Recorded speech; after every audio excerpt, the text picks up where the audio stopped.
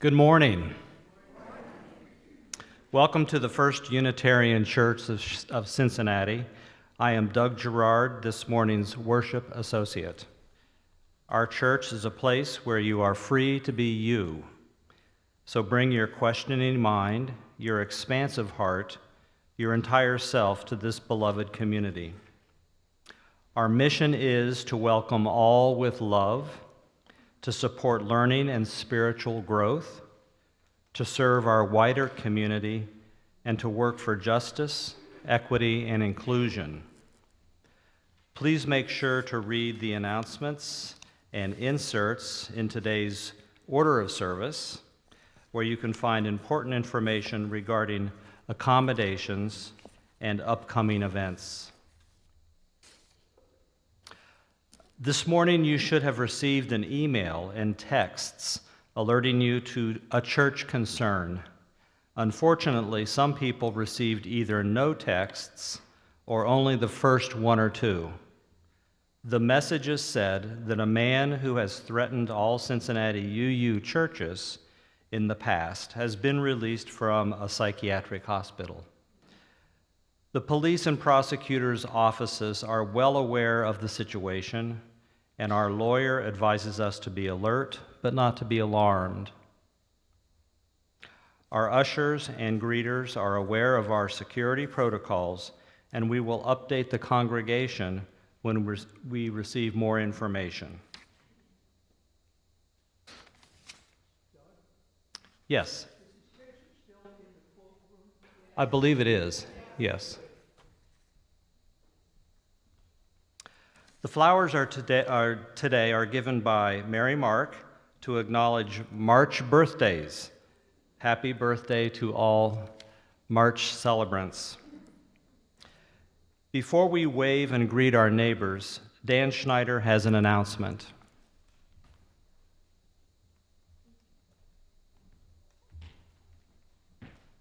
Hi, everybody.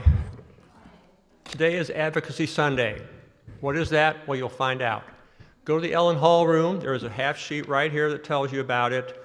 We're going to have a chance to go to the website of the Unitarian Universalists for Social Justice and send a message to our members of Congress, to your members of Congress. And it's very easy to do. We're going to show you how easy it is. There'll be people there with computers, laptops, and they will help you through the whole process. So please go to the Ellen Hall room, and there'll be a table set up in the corner, and they will help you. Read this, it tells you all about it. Thank you. We appreciate your support.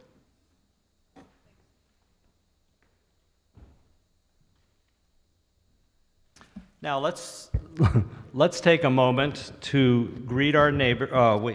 Let's first of all wave to our the people watching from home. Can they see us?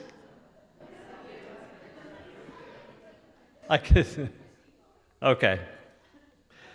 Now let's rise and greet our neighbors or say hello in the chat. When you hear the singing bowl ring, return to your seats.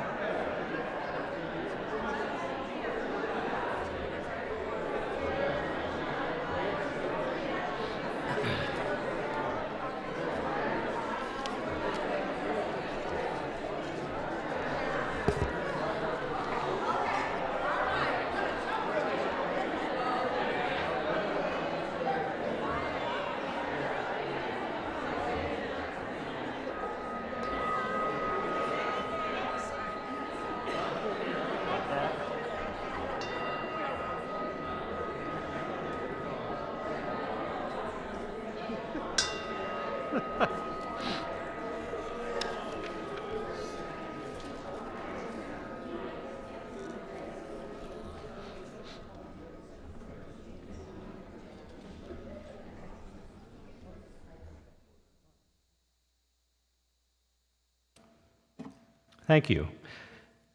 Joellen, would you please come forward and light our chalice for this morning? As she's doing that, these words are from Reverend Teresa I. Soda. To what have we promised ourselves? To this moment in time and place, to this community. We promise ourselves to the idea that we are each and all human beings. We promise that there is something moving between us that we cannot tame and cannot measure. The chalice is a reminder that the flame we keep inside cannot light the way. The light must spill to shine. The thing you must be is yourself, unadulterated, shedding the willingness to journey alone as though you are made of something hard and unforgivable. You are human. You belong right here, right now. And together we will chase away the sickness, the secrets, and leave only the open possibility that the future is a space for growth. Our first hymn this morning is 1008 in the Teal hymnal, When Our Heart is in a Holy Place. Please rise as you are able.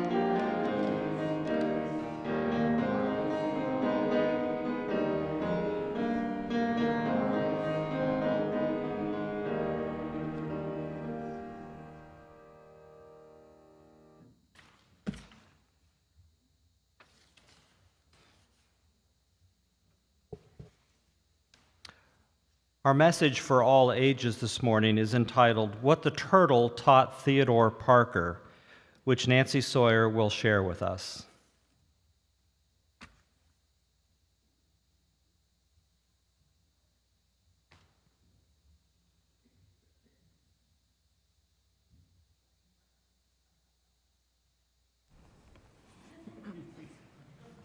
Theodore Parker was a young boy. He was about 4 or 5 years old. He lived in Roxbury, Massachusetts, and he lived on a farm. The farm had woods and a creek, and it had lots of fields.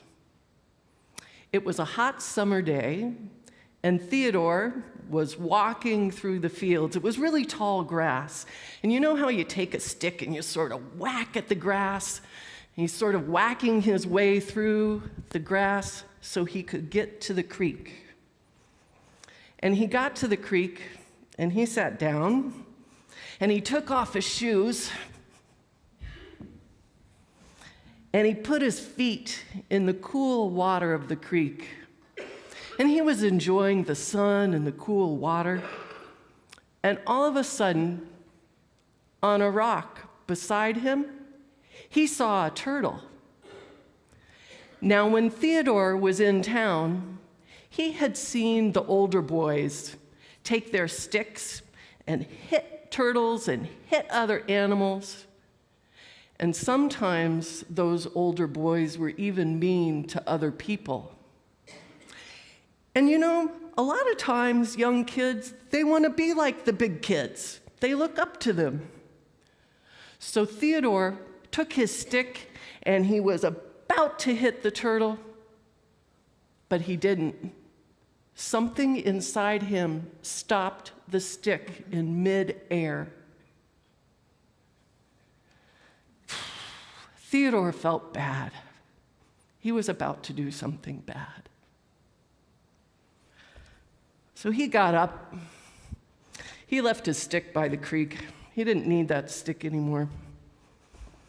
And he went home, and he sat down, and he told his mom the story about what had happened and how something inside of him had stopped him from doing it.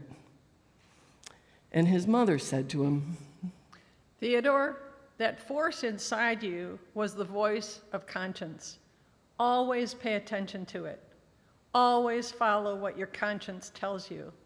It's your moral compass that points you in the right direction. If you honor your conscience, you'll never go wrong in the world."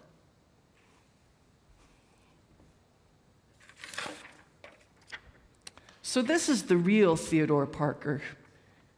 He grew up to be a Unitarian minister, and he was a minister during the time when our country had slavery. And he took that experience from the turtle and the creek, and he applied it to his life and the people that he served. He defended the defenseless. Slavery was when some people own other people, and he fought against that. He also fought for women, like your mom and all the other women in here. They didn't used to be able to vote. They were sort of powerless. And Theodore Parker fought for women and their rights.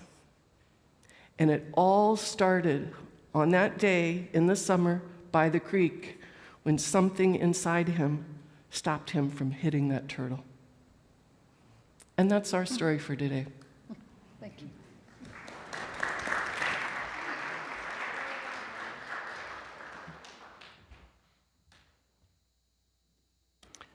Thank you, Nancy.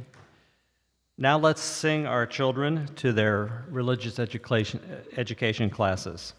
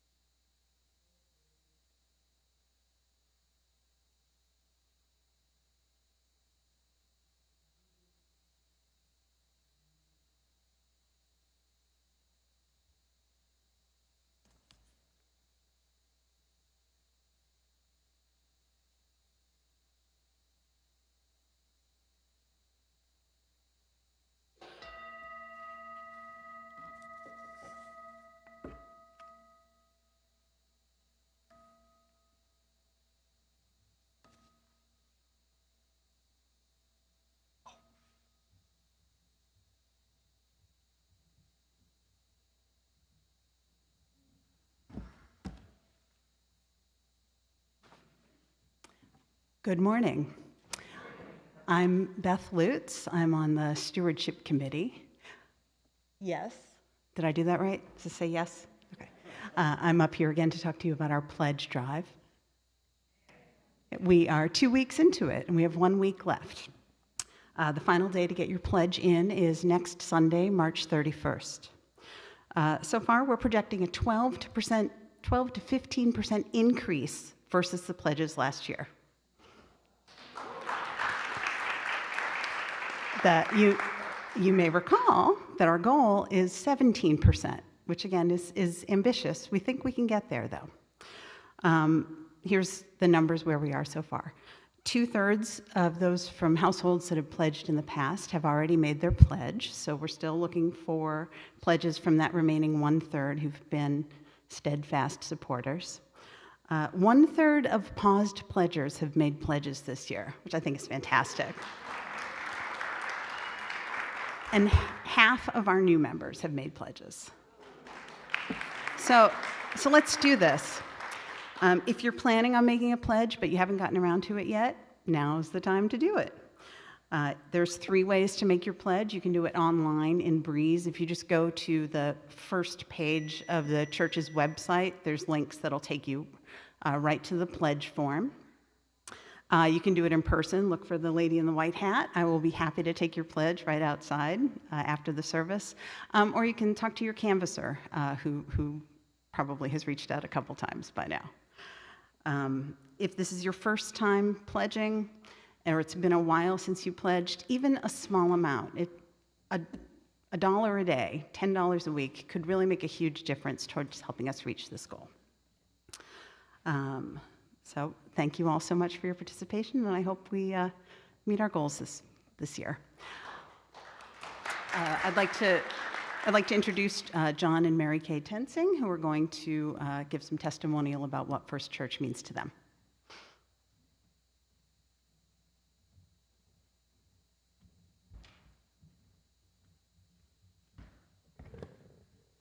Hey, I'm John Tensing. Mary Kay seems to have escaped on me. She's taking care of the kids or something. I don't know, some cheap, weak excuse, but she told me not to talk longer than 20 minutes, but really, she told me 5. If I go longer than 5, she would come up and slap me. But she's a tough kid. She just got over cancer last year, and thanks for all your good wishes, and definitely helped her. We've been coming here probably about 8 years or so, and we were sort of recovering Catholics, but I was driving by here and saw a bunch of Toyota Priuses parked in the lot. And I thought, whoa, they must be kind of liberal or something. And they probably even recycle, for God's sake. Oops, here she comes now. So if I get too long, she'll go like this. Hi, Mayor. I'm up here alone. I'm up here all alone, kid. But anyway, we walked in the door, and Carol and Linda got a hold of us, and you know how they are. They just don't take no for an answer. So we've been here ever since through 4 different ministers, and we're just hanging on.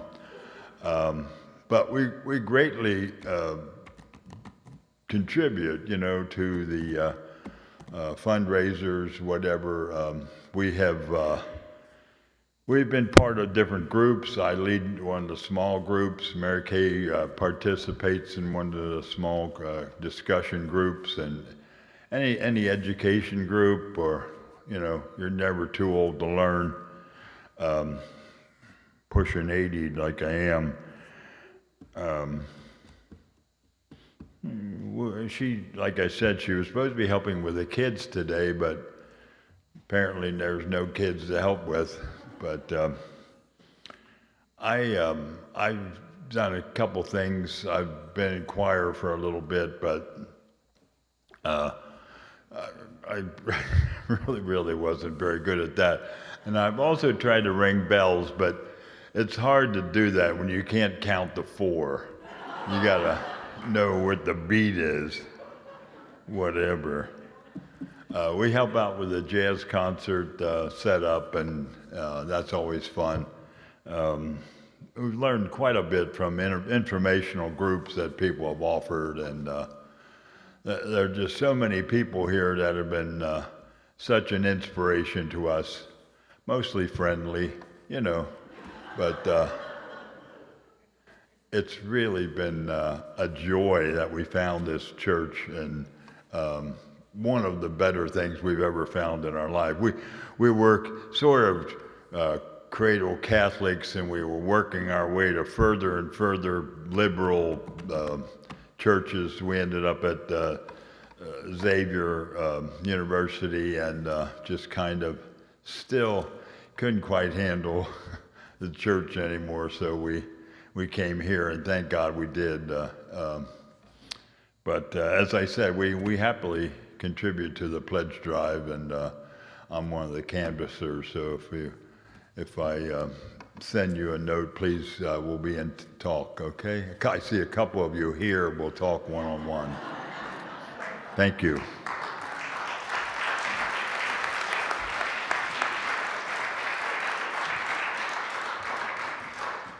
Our next hymn is number 1021, Lean on Me, in the teal hymnal. Please rise as you are able.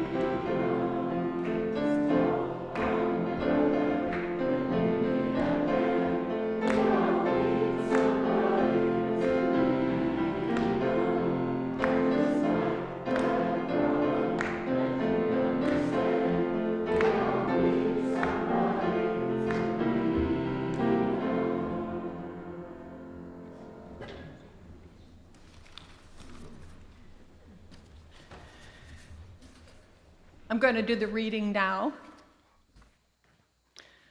The Journey by Mary Oliver. One day you finally knew what you had to do and began. Though the voices around you kept shouting their bad advice, though the whole house began to tremble and you felt the old tug at your ankles. Mend my life, each voice cried. But you didn't stop. You knew what you had to do. Though the wind pried with its stiff fingers at the very foundations, though their melancholy was terrible. It was already late enough and a wild night, and the road full of fallen branches and stones.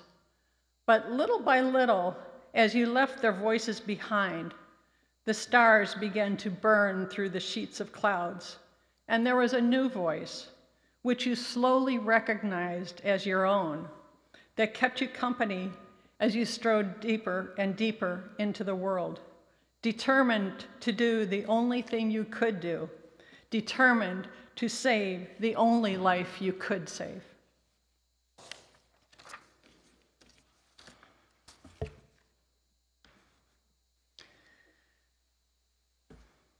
While he was out, I packed a suitcase and hid it safely in the bushes near our parking spots. It takes planning to leave an abusive husband. When he returned, I announced my intentions and then walked out the door. He followed. His parting words in our doorway were, "If you leave and I get so depressed that I flunk out of classes and kill myself, it will be your fault." Calmly, I responded, "I'm responsible for my decisions, and you are responsible for yours." And I walked away, picked up my suitcase, and drove away for good. I finally held space for myself because nobody else would. I had suggested other options to repair our marriage, tried mutual and inclusive approaches. He refused to consider and blamed me for everything gone wrong. My final action greatly affected him. He was angry, of course, and responded with stalking, threats to kill me, and insisting that he loved me. I latched on to my strong self that wanted wholeness and peace. I marvel that I had the wisdom and courage at age 25 to do what I did. I wish I'd had it a few years earlier and not married him, but both times I made the best decision I could at the time, and I grew a bit in between. Remember the mantra and book, "I'm okay, you're okay"? It promoted mutuality and the idea of holding space. In the 70s, in my high school and college, I connected with humanistic education and values clarification workshops with one of the pioneers, Sid Simon. If you taught school in the 70s, you might have heard about this movement to help students discover and honor whatever values they have and respect the values of others. Being raised Free Methodist, a product of a minister father, a mother who had no voice, and a Free Methodist God, I had only been taught to fulfill God's plan, not my own. Finding my own values was transformative. These values clarification workshops were based on the mantra, "I am lovable and capable," even wearing paper signs like this one to remind each other. And when we felt hurt in some way, we tore off a piece of our sign to demonstrate the diminishing of our capable and lovable self. It was effective. So in workshops, we practiced kindness and respect, validation and hugs. We needed all the affirmation we could get in these contrived situations so we could survive in the real world when we returned to it. We practiced asking for what we needed with no shame. We worked in triads and dyads to practice what we could implement in the classroom and in real life out there. We practiced listening and empathizing, but not commenting or advising, because when each person is lovable and capable, each can figure out what they need and ask for help when appropriate. That's how I learned to hold space, even though we didn't call it that in those days. I clung to that wisdom and practiced when I was brave. A few weeks ago, Reverend Daniel Hughes talked about holding brave space in his sermon with us. Sometimes my ego or my fear causes me to forget who I really am and act otherwise. but I always find it when I pause to look deep inside. Remember Dr. Regal's sermon on Shakespeare, "To thine own self be true"? We have to visit our own selves whenever we can so we know our own truth. Inside, I find my whole self, my brave, safe self, waiting for me whenever I need it. I let it flourish now rather than save it for emergencies like fleeing abuse. Billy Joel sings, "They will tell you you can't sleep alone in a strange place, then they tell you you can't sleep with somebody else. Ah, but sooner or later, you sleep in your own space.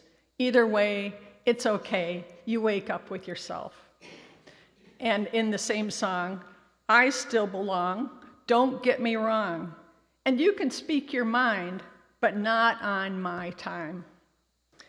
These lyrics are pretty self-focused, which is the first vital step. When I hold space for myself, I allow my thoughts, emotions, and ideas to emerge without serious judgment. I let myself be human and move through my healing journey with understanding and self-compassion. Here are some ways I might do this. I identify and honor how I feel. Sometimes writing helps me clarify. I allow myself to rest if I need to, cry if I need to. I celebrate my successes and grieve my losses, then move on.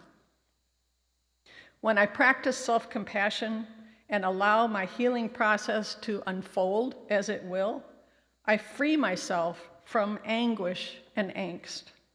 I free myself from the chains of strong emotional reactions and find peace. When I give myself the same level of love, support, and safety I give to others, I create my own transformation. What a gift to myself. Holding space for others isn't focused on direct help, which is often hierarchical and patronizing. Instead, it's about being a witness, deeply hearing each other, and creating a safe space for one to let go of distractions and responsibilities to focus on their choices and challenges. Holding space is often peer-to-peer, a gift of non-judgment. The space created is kind of a temporary bubble, so we can breathe deeply and contemplate with no interruptions. The space to feel vulnerable without shame or blame, to feel whatever deep pain or discomfort one needs to feel, addressing it first, then choosing one's own changes to heal oneself. Sounds wonderful, doesn't it? Holding space is really about trust in myself and in others. It's a mindset that each human being is responsible and lovable and capable themselves. So I don't impose my wisdom or opinions unless asked. Each can fix themselves if there is any fixing to do. When in community, where we belong to each other and look out for each other, how does holding space work? If I hold space for myself and hold space for others, aren't we just individuals trying not to crash, like rush hour traffic? That's not community, is it? Here's how I think of it. We don't hold those we love at arm's length and push them into their own space. We welcome them with open arms. How can I hold space for me while caring for someone else? What if they say things that irritate me? What if they don't believe what I believe? Are we still community? Are we still family? Do we still belong? Brené Brown, in writing about belonging, says that we have to belong to ourselves first, and then find people who accept us. We don't change ourselves just to belong, but we accept people as they are and grow together. In community, what holds us together, gives us a sense of belonging, is not always fitting together perfectly, but being committed to being together. Our interactions are a dance to accommodate each other.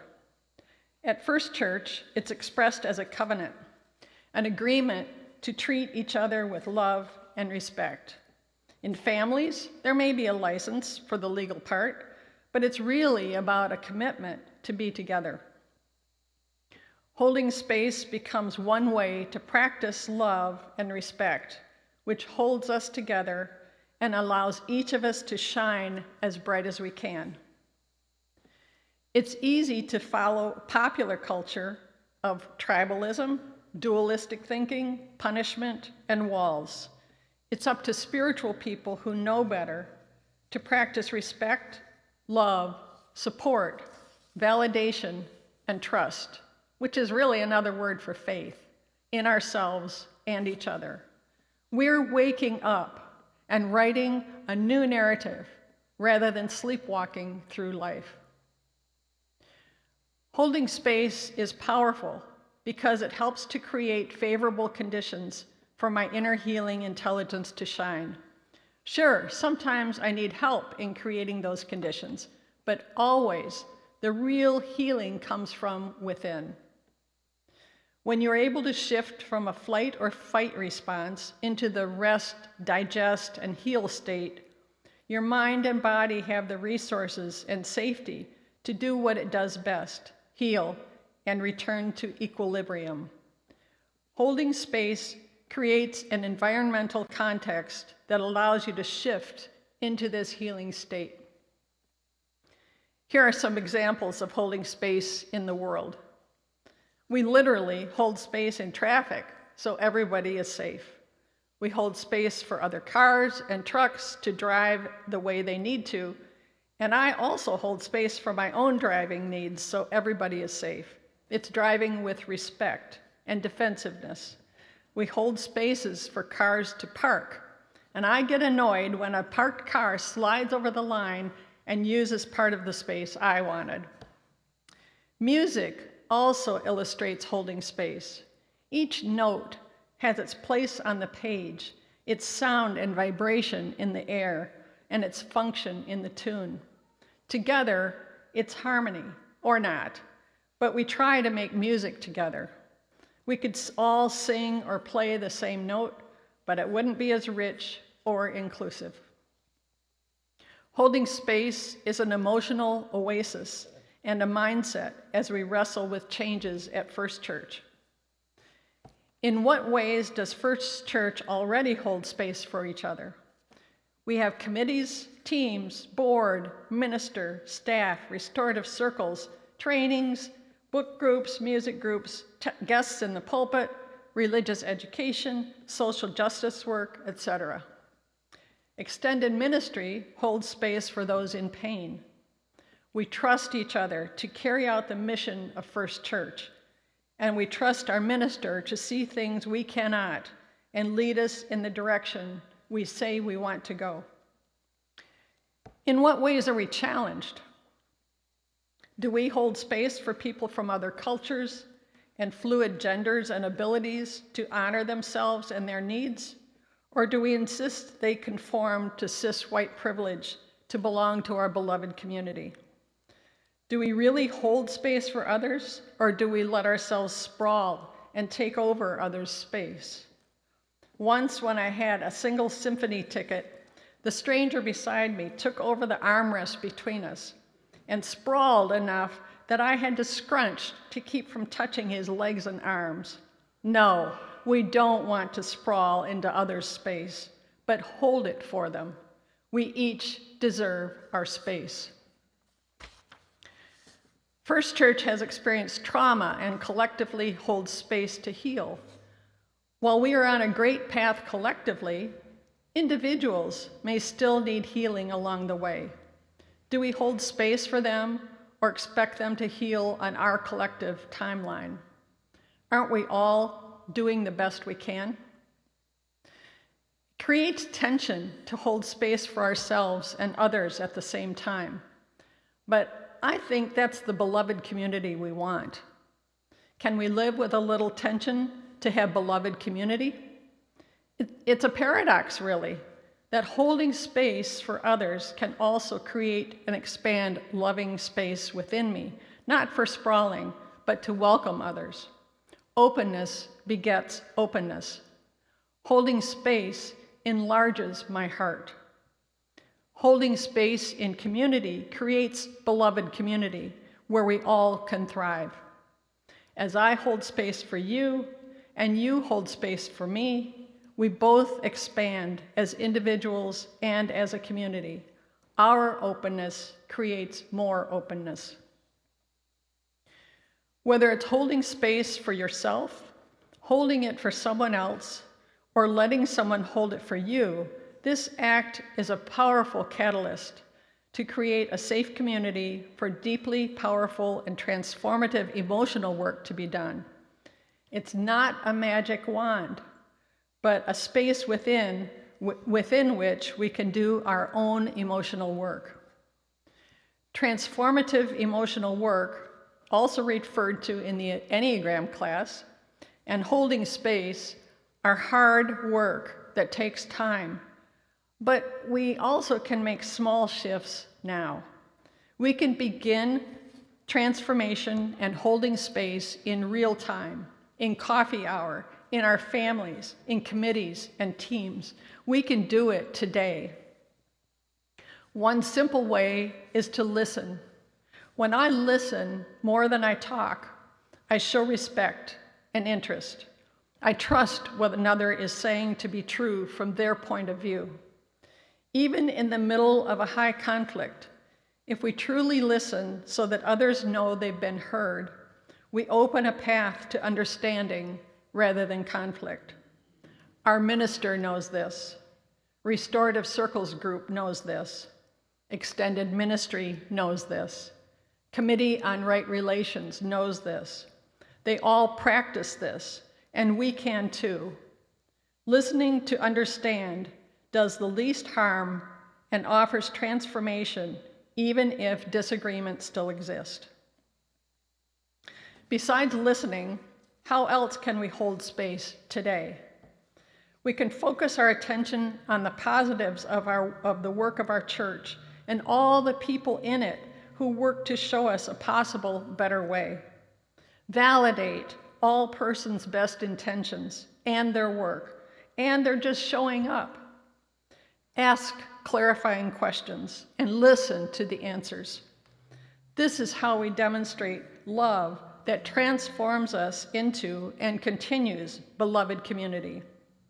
Aren't we here to make beauty for each other, as Dr. Regal preached a few weeks ago? Holding space is how we lead with love. It's the paradox of standing my personal ground with love while giving others the chance to find their own path that preserves and loves their humanity. It works in beloved community, and it works in the world at large. Isn't that the beloved community we want to thrive here? We create it by living it one day at a time, so no one needs to pack a suitcase to escape oppression or abuse. As we practice listening, validating, and holding brave space, we demonstrate our love for each other, and beloved community gets real right now. Thank you.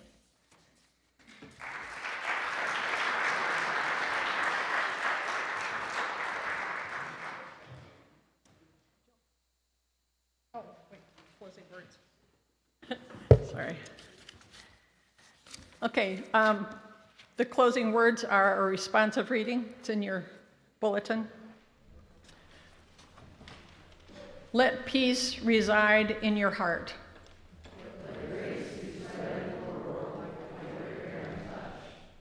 Let love spill from your mouth whenever you speak.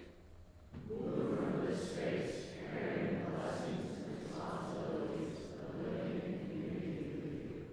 And remember, you are never, ever on this journey alone. Amen. Ashanti. Blessed be.